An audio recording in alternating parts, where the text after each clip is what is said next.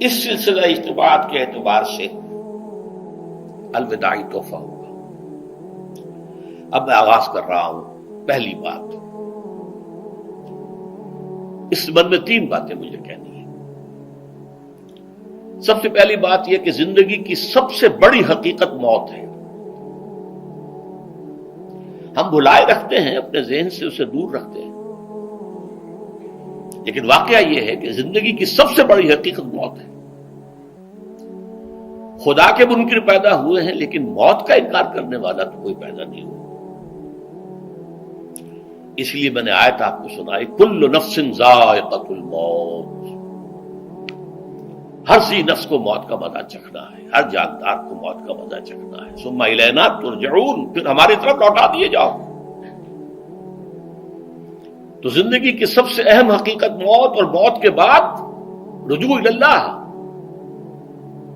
آخرت، یہ سب سے بڑی حقیقت ہے۔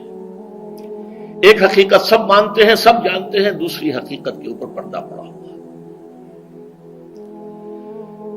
میں نے اس اعتبار سے نوٹ کیا، یہ الفاظ قرآن میں 3 مرتبہ ہے، کل نفس ذائقۃ الموت، ہر جاندار کو موت کا مزہ چکھنا ہے۔ انبیاء اس سے مستثنا نہیں رہے، رسول اس سے مستثنا نہیں رہے، اولیاء اللہ مستثنا نہیں رہے۔ وقتی طور پر استثناء حضرت عیسیٰ کا ہے کہ ابھی وہ زندہ ہیں، لیکن عیسیٰ یاتی علیہ الموت، حضور نے فرمایا عیسیٰ پر بھی موت آئے گی، جب دوبارہ آئیں گے زمین پر اتریں گے، پھر اس کے بعد ان پر موت وارد ہوگی، ان کی نماز جنازہ پڑھی جائے گی، انہیں دفن کیا جائے گا حضور کے پہلو میں، شادی بھی کریں گے، اولاد بھی ہوگی۔ باقی تو یہ ہے کہ کل نفس ذائقۃ الموت، سب کو موت کا مزہ چکھنا ہے۔ عیسیٰ بھی بالآخر اس سے مستثنا نہیں رہیں گے، بلکہ قرآن میں ایک جگہ کہا گیا ہے أَفَإِن مِتَّ فَهُمُ الْخَالِدُونَ، کیا ہے نبی، اگر آپ کا انتقال ہو گیا تو یہ کیا ہمیشہ رہیں گے؟ کون ہے دنیا میں جو ہمیشہ رہے؟ انتقال تو ہونا، آپ کا بھی ہونا ہے۔ إِنَّكَ مَيِّتٌ وَإِنَّهُمْ لَمَيِّتُونَ، یہ تو مختصر ترین الفاظ تھے۔ اس سے آگے بڑھیے، سورہ انبیاء میں فرمایا کل نفس ذائقۃ الموت وَنَبْلُوكُمْ بِالشَّرِّ وَالْخَيْرِ فِتْنَةً وَإِلَيْنَا تُرْجَعُونَ، ہر جاندار کو موت کا مزہ چکھنا ہے، اور اس سے پہلے پہلے ہم تمہیں آزماتے رہیں گے، خیر کے ذریعے بھی، بھلائی دے کر، صحت دے کر، دولت دے کر، اولاد دے کر، شہرت دے کر، اور برائی کے ذریعے سے بھی، تنگ دستی دے کر، بے عزتی دے کر، اہانت دے کر، ذلت دے کر۔ وَإِلَيْنَا تُرْجَعُونَ، اور پھر ہماری طرف لوٹائے جاؤ گے۔ یہ وہ دوسری حقیقت جو میں نے کہا کہ جس پر پردہ پڑا ہوا ہے، بہت بڑا پردہ ہے۔ لوگ یہی سمجھتے ہیں کہ یہی دنیا کی زندگی ہے۔ قرآن کہتا ہے إِنَّ الدَّارَ الْآخِرَةَ لَهِيَ الْحَيَوَانُ لَوْ كَانُوا يَعْلَمُونَ، یہ تو آخرت والی زندگی ہے جو اصل زندگی ہے، کاش کہ انہیں معلوم ہوتا۔ اس سے بھی زیادہ تفصیل سے یہ آل عمران میں آئی آیت، كُلُّ نَفْسٍ ذَائِقَةُ الْمَوْتِ وَإِنَّمَا تُوَفَّوْنَ أُجُورَكُمْ يَوْمَ الْقِيَامَةِ، ہر جاندار کو موت کا مزہ چکھنا ہے، اور پھر تمہیں پورا پورا تمہارا اجر اور بدلہ دے دیا جائے گا قیامت کے دن۔ فَمَنْ زُحْزِحَ عَنِ النَّارِ وَأُدْخِلَ الْجَنَّةَ فَقَدْ فَازَ، جو کوئی آگ سے بچا لیا گیا اور جنت میں داخل کر دیا گیا وہ تو کامیاب ہو گیا۔ اللہم ربنا اجعلنا منہم، اللہم ربنا اجعلنا منہم، اللہم ربنا اجعلنا منہم۔ وَمَا الْحَيَاةُ الدُّنْيَا إِلَّا مَتَاعُ الْغُرُورِ، اور دنیا کی زندگی تو سوائے دھوکے کے سامان کے اور کچھ نہیں ہے۔ دھوکہ کس معنی میں؟ یہ تمہیں اصل زندگی سے غافل کر دیتی ہے۔ تم کہیں سفر پر جا رہے تھے، تمہارا کہیں گھر تھا، تمہیں واپس آنا تھا، تم راستے ہی میں کسی دلچسپی میں ایسے مگن ہوئے کہ گھر بار سب بھول گئے۔ یہ تو تمہارا عارضی سا سفر تھا، تم نے اسی کو اپنی منزل بنا لیا، اپنا ٹھکانہ بنا لیا، تو دھوکہ دیا اس نے تمہیں۔ ویسے دنیا کی زندگی دھوکہ نہیں ہے، بڑی حقیقت ہے، اس لیے کہ حضور نے فرمایا انما الدنیا مزرعۃ الآخرہ، یہ دنیا آخرت کی کھیتی ہے، یہاں بو گے تو وہاں کاٹو گے، یہاں کچھ کمائی کرو گے تو وہاں اس کا بدلہ ملے گا۔ اس اعتبار سے دنیا بہت بڑی حقیقت ہے، ایک ایک لمحہ بہت بڑی قیمتی شے ہے، لیکن اگر یہ دنیا تمہیں آخرت سے غافل کر دے تو اس سے بڑا دھوکے باز ہو کوئی نہیں۔ یہ اصل دجال ہے۔ میں نے تقریباً 60 برس کی عمر کو جب میں پہنچا تھا تو موت کا انتظار شروع کر دیا تھا۔ میرے قریبی احباب کو معلوم ہے، میں کہتا رہا، یہ بھی کہتا رہا کہ بھائی میں اپنے حصے کا کام کر چکا ہوں، جتنی صلاحیت اللہ نے دی تھی، جتنی بھی میرے اندر استعداد تھی، میں اس کو بھرپور طریقے پر استعمال کر چکا ہوں۔ دم واپسی برسرے راہ ہے عزیز و اب اللہ ہی اللہ ہے، یہ میرا معاملہ رہا ہے 60 برس کی عمر سے۔ اس کے بعد اللہ نے مزید 14 برس دیے ہیں۔ یہ نافلۃ لک کے درجے میں میں کہتا ہوں، اس کا اللہ کا عطیہ خصوصی ہے، نفل ہے، ہمیشہ کہتا رہا ہوں۔ مسنون زندگی تو 61 برس ہے ہمارے حساب سے۔ علامہ اقبال کے بارے میں سنا ہے کہ رویا کرتے تھے کہ میری عمر حضور کی عمر سے زیادہ نہ ہو جائے، وہ 6 مہینے کم ہی رہی ہے حضور کی عمر سے۔ جو حضور کی عمر تھی وہی حضرت ابو بکر کی، وہی حضرت عمر کی، وہی حضرت علی کی۔ ہاں، حضرت عثمان 82 برس کے ہوئے ماشاءاللہ۔ پھر یہاں کے مجددین میں سے وہی عمر حضرت شیخ احمد سرہندی کی، وہی شاہ ولی اللہ دہلوی کی۔ ہاں، شیخ عبدالحق محدث دہلوی رحمۃ اللہ علیہ 82 برس کی عمر۔ لیکن یہ میں کہا کرتا تھا مسنون عمر تو 61 برس ہے، جسے ہم 63 کہتے ہیں، وہ اصل میں ہمارے حساب سے 61 بنتا ہے۔ وہ 63 قمری ہے، جو 9 دن کم ہے، قمری سال جو ہے وہ شمسی سال سے۔ بہرحال میں اس وقت سے منتظر تھا، لیکن جو بھی وقت اللہ نے دیا ہے، اللہ کا شکر ہے، وہ مفید کاموں میں لگا ہے۔ ان میں خاص طور پر میں سمجھتا ہوں کہ اللہ کا مجھ پر سب سے بڑا احسان، اور مجھے پر نہیں، بہت بڑے پیمانے پر لوگوں پر جو احسان ہوا ہے، وہ میرا 1998 کا دورہ ترجمہ قرآن ہے جو کراچی میں ہوا تھا۔ 1998 کے مارچ میں میرا بڑا آپریشن ہوا، دونوں گھٹنے تبدیل کیے گئے، لیکن 98 کے آخر میں، حالانکہ میں چل نہیں سکتا تھا، کراچی میں مسجد جو ہے اونچی ہے، دوسری منزل پر ہے، تو خاص ریمپ بنایا گیا جس کے ذریعے میں ویل چیئر پر مجھے لے جایا جاتا تھا۔ میں نے درس دیا۔ اس درس کی گزشتہ چند سالوں سے پوری دنیا میں جو گونج ہوئی ہے اللہ کے فضل و کرم سے، اللہ کا کوئی حکمت خداوندی اس کے ساتھ وابستہ ہے۔ اس میں میرے کسی کام کو دخل نہیں ہے، میری کسی کوشش کو دخل نہیں ہے۔ میں نے تو جو درس میں دیتا آ رہا تھا سن 85 سے، دورہ ترجمہ قرآن، البتہ یہ بات ضرور ہے کہ میں نے محسوس کیا تھا کہ سن 98 کے اس درس میں دورہ ترجمہ قرآن کے مجھے خصوصی انشراح حاصل تھا۔ میری ساری گفتگو کا حاصل کیا ہے؟ دیکھیے، نظریاتی تحریکوں کا تعلق اشخاص سے نہیں ہوتا، ٹھیک ہے، کوئی اس کا داعی ہوتا ہے، کوئی اس کا مؤسس ہو جاتا ہے، کوئی اس کا آغاز کرنے والا ہوتا ہے، لیکن نظریاتی تحریک افراد سے وابستہ نہیں ہوتی۔ افراد آتے چلے جاتے ہیں اپنا اپنا حصے کا کام کر کے، جس کو جتنا مقدر ہے، جتنی اللہ تعالیٰ کی طرف سے توفیق ہے، وہ اپنا کام کرے گا، چلا جائے گا۔ یہ چمن یوں ہی رہے گا اور ہزاروں جانور اپنی اپنی بولیاں سے بول کر اڑ جائیں گے۔ مبارک ہیں وہ لوگ جنہیں قرآن کی بولی بولنا نصیب ہو جائے۔ وَإِنْ يَحْسَبُ أَنِّي مِنْهُمْ، مجھے گمان ہے، اللہ کا فضل ہے کہ میں ان میں سے ہوں، میں نے قرآن کی بولی بولی ہے، اور قرآن مجید کو جیسا کہ وہ ہے، ایز اٹ از، اپنے کو مذمومہ خیالات، اپنے کوئی ذہن سے زائدہ نظریات کو میں نے اس میں دخل نہیں دیا، جسے انگریزی میں آپ آبجیکٹیولی کہتے ہیں، خالص معروضی طور پر قرآن کو پڑھا ہے، قرآن کو قرآن سے سمجھا ہے، یا پھر سیرت رسول سے سمجھا ہے۔ میں لفظ سنت کی بجائے سیرت استعمال کر رہا ہوں۔ قرآن مجسم حضور تھے صلی اللہ علیہ وسلم، اور حضور کی سیرت اور حیات جو ہے وہ قرآن مجید کی اصل تفسیر ہے۔ یہ حقیقت بھی بہت کم لوگوں کے علم ہے۔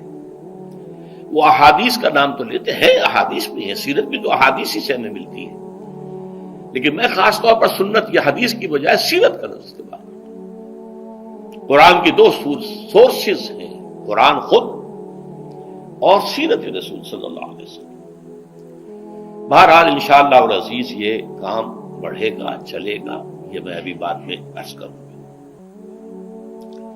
دوسری بات جو میں نے آیت پڑھی آپ کو، وَمَن نُعَمِّرْهُ نُنَكِّسُ فِي الْخَلْقِ أَفَلَا يَعْقِلُونَ، بہت بڑی حقیقت زندگی کی یہ بھی ہے، جس کی ہم عمر زیادہ کر دیتے ہیں اس کی خلقی صلاحیتوں میں کمی کر دیتے ہیں۔ موٹی بات ہے، بڑھاپا آئے گا، ہمیشہ کی مانی ہوئی بات ہے۔ اگرچہ جوانی میں آدمی بڑھاپے کا تصور نہیں کرتا، لیکن بڑھاپا آنا ہے، یہ بھی ایک حقیقت ہے موت کی طرح۔ غالب نے کہا تھا مزمحل ہو گئے قوائے غالب، اب عناصر میں اعتدال کہاں۔ ایک صاحب نے مجھے شعر سنایا تھا، ابراہیم صاحب سے، ٹونک کے رہنے والے، ذوف پیری بڑھ گیا، جوش جوانی گھٹ گیا، اب عصا بنوائیے نخل تمنا کاٹ کر۔ یہ تمنائیں جو ہیں طول العمر، انہیں کاٹو، اب گئی جوانی، امنگوں والا دور گیا، اور یہ جو تمناؤں کا پودا ہے اس میں سے لکڑی لے کر عصائے پیری بنوا لیجیے، اب بڑھاپے کے لیے ایک عصا درکار ہے۔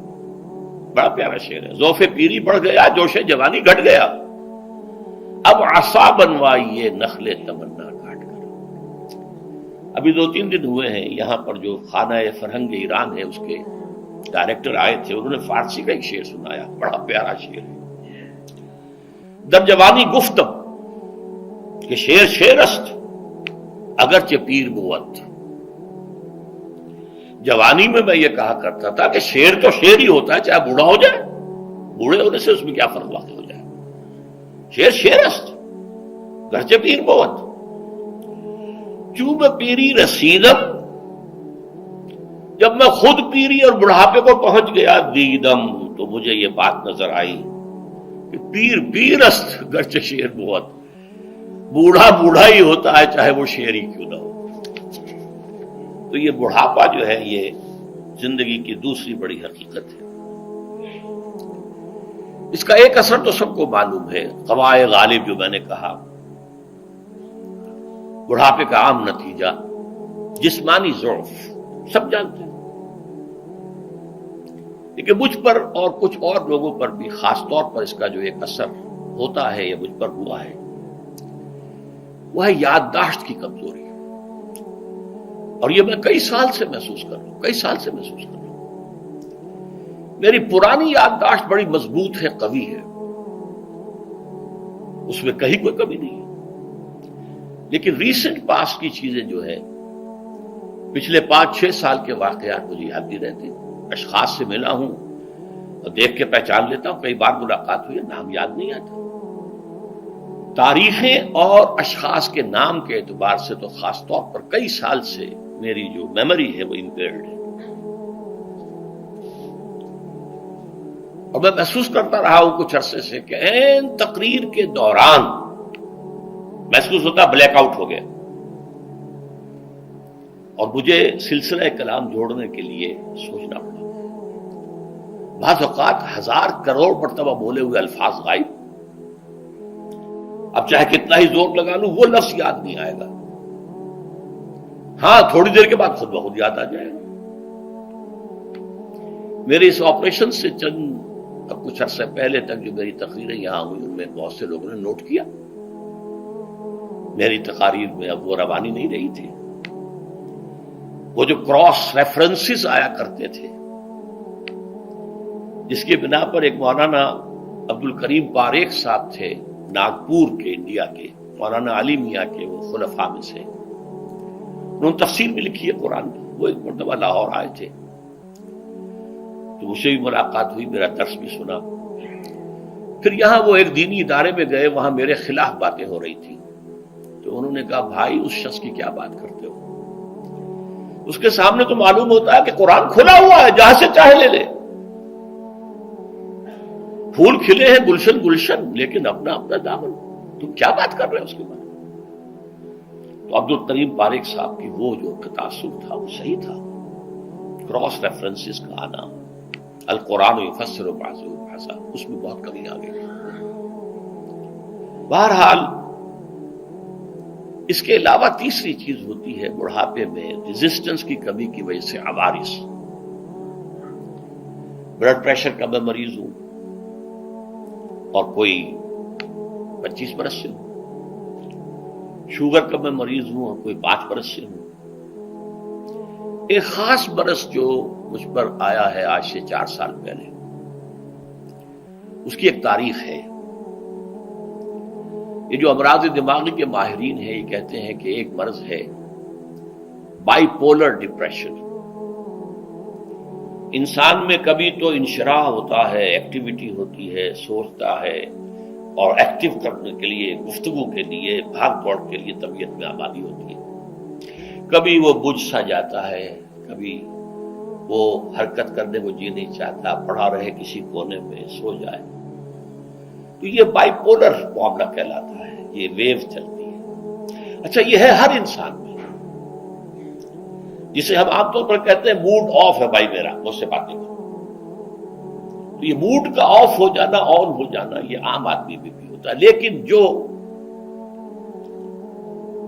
اللہ کے کسی فضل و کرم سے زیادہ ذہین ہو، زیادہ حساس ہو، ان میں پھر یہ جو ویو ہے یہ زیادہ اونچائی زیادہ نیچائی، زیادہ اونچائی زیادہ نیچائی، اور اس کو پھر ہم کہتے ہیں مرض، بائی پولر.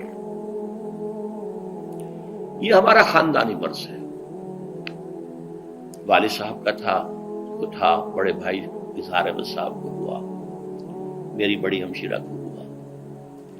عام طور پر اس کی عمر ہوتی تھی 3 تجربے مجھے ہیں. والد صاحب کو 13 برس میں نے اٹینڈ کیا ہے اس بیماری میں، سن 52 سے 65 تک جب کہ ان کا انتقال ہوا. تو یہ عام طور پر شروع ہوتا ہے 50 برس کے لگ بھگ. میری عمر جب 50 برس کے لگ بھگ ہوئی تو مجھے کئی مرتبہ محسوس ہوا کہ میری تقریر کے دوران سوئچ آف ہوتا ہے. ایک مرتبہ سن 70 میں میری یادداشت کئی گھنٹوں کے لیے بالکل ضائع ہو گئی. اس کا میں نے تذکرہ کیا ہوا، میری کتاب ہے حساب کم و بیش. جو کیفیت مجھ پر گزری تھی، جس کرب کے عالم میں وہ چند گھنٹے مجھ پر گزرے تھے، میں انہیں الفاظ میں بیان نہیں کر سکتا. آدمی خراب ہے، نہ ابتدا کی خبر ہے نہ انتہا معلوم، کچھ بھی نہیں.